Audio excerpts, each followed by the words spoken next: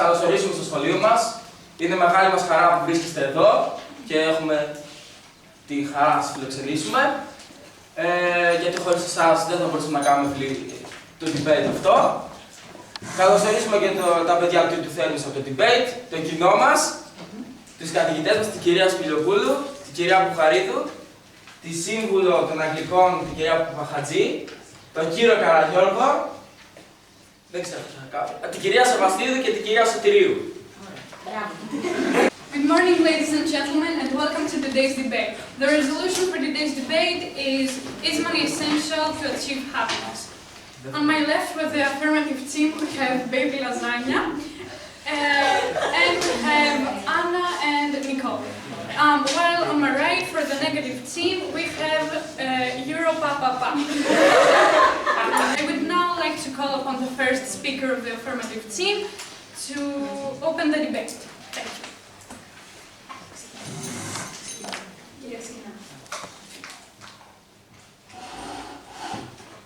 Most honorable judges, most worthy opponents, most helpful timekeepers, ladies and gentlemen of the audience, we, the affirmative side of this debate, strongly and firmly believe that money is essential in order to achieve happiness. One argument supporting our side are basic needs. Money is necessary to fulfill basic needs such as food, shelter, and healthcare. Without these essentials, it's challenging to lead a comfortable and secure life, which can directly impact someone's happiness. Okay, maybe it will cause some substances that money are what matters, what actually matters.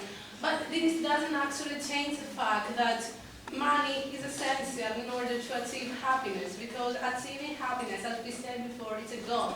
And this goal is more easier to be achieved if it is more easy to be achieved if money exists. If you don't have money, you can't just have peace of mind. Alright, so now for the affirmative rebuttal, Nicole.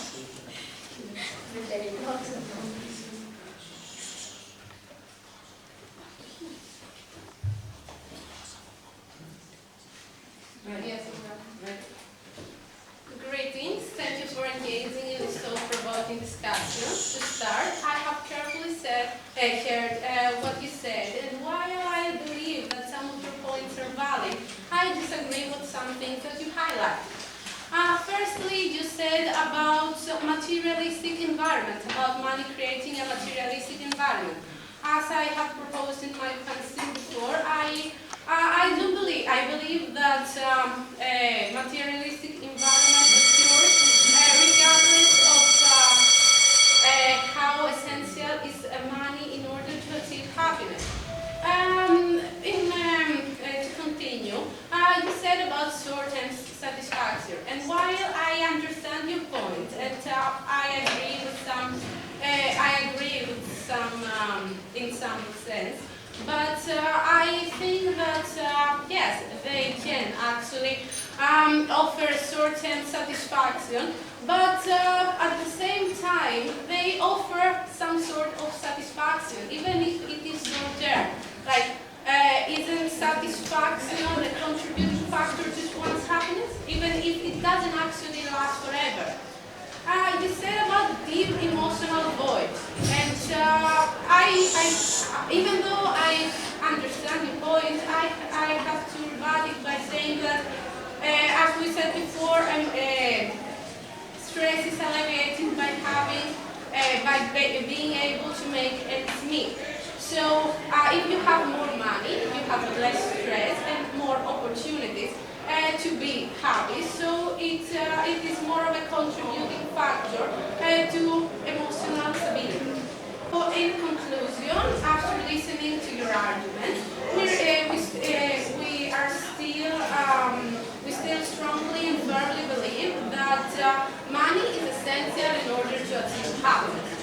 And while we agree with some points that you have highlighted, we believe that nowadays, because of the function of the society, that's what happens in real life. Thank you. Thank you.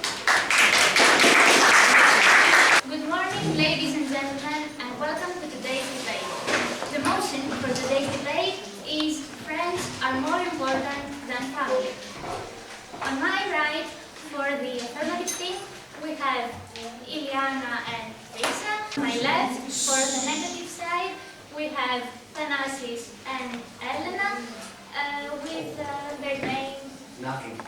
Nothing. I remind you that speeches are not fixed at 5 minutes, while the cross-examining phase only lasts 2 minutes. So, I would now like to call upon the first speaker of the affirmative side, Iliana, to open the debate. I would now like to call upon the nothing team for the cross-examination phase.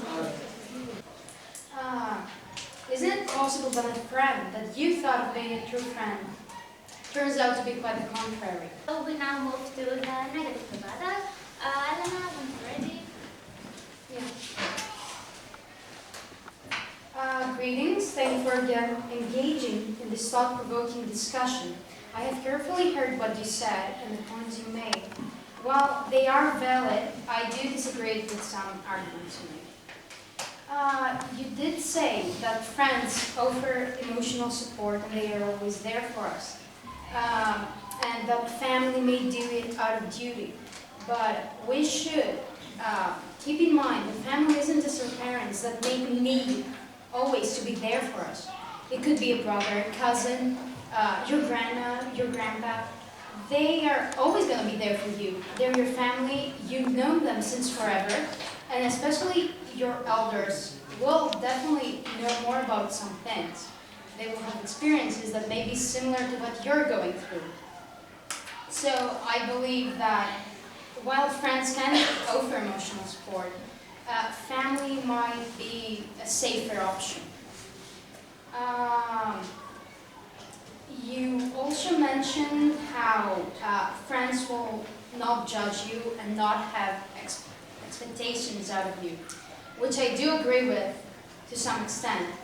But the way you worded it, it's more like you don't expect anything from your friends, not for them to treat you in good ways or anything. Same for them not expecting you to do some things. And again, family isn't just your parents. Yeah, they may have expectations, but it's always for your own good. They won't think bad of you or try to put you down. You mentioned the generational gap. Yeah, there is one. Yeah, it's different generations, but as I said, some things always stay the same. You may grow up a little differently, but still things are very similar. Well, we may not realize it. And you said again, which I think connects kind of to the no judgment from friends. You said that friends want to be there. They want to be your friends. They chose you.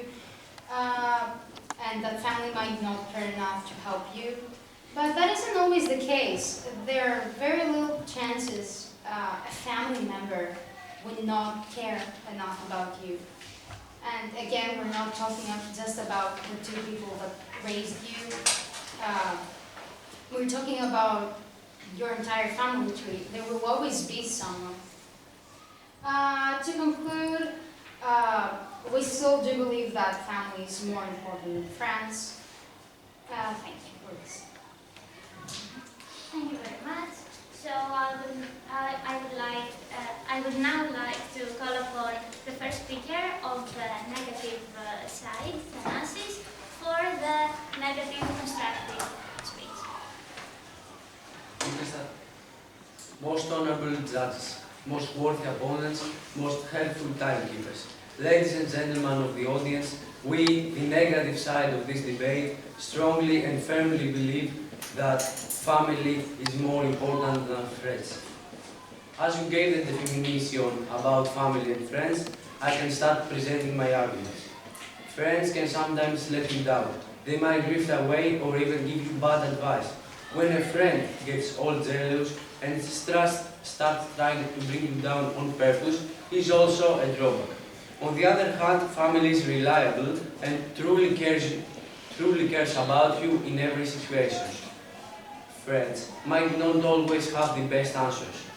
When you're dealing with big issues like survival, work, or even family problems, or major decisions like life decision for the future, or you are in other stressful situations, you really need some advice from someone that is responsible, has experience and knows you. Also, family members are usually more mature and, let's be honest, most of the times they know you better than your friends. A friendship can end easily, and that's because you choose your friend. That is something we can see in terms of family, because you don't have choices. Therefore, it will be there for you forever. Furthermore, family is more important because they are the people that help us through the most disastrous and the best times. Also, they offer you support coupled with unconditional love. They will always look to see and bring out the best of you, even if you cannot see it yourself.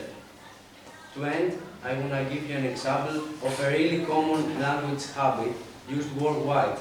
Usually, when we have a very good and trustworthy friend, we call him brother. By that example, we can surely understand and accept that family relations will always be on the top of human relations. That was all I have to say. Thank you for listening, and let the best one win. What about families that are abusive or dysfunctional, and people do not find the sense of belonging in them? In this case, every country has organizations especially for this problem. Therefore, the child will surely have support grappling with this problem. The programs like Smell the Child, for example, or the SOS villages that are specifically made for that. There are also other family members that can support and raise the child, like Elena said, cousins, grandfathers or grandmothers. Vote for this debate. Who wins both teams? Good luck. Thank you.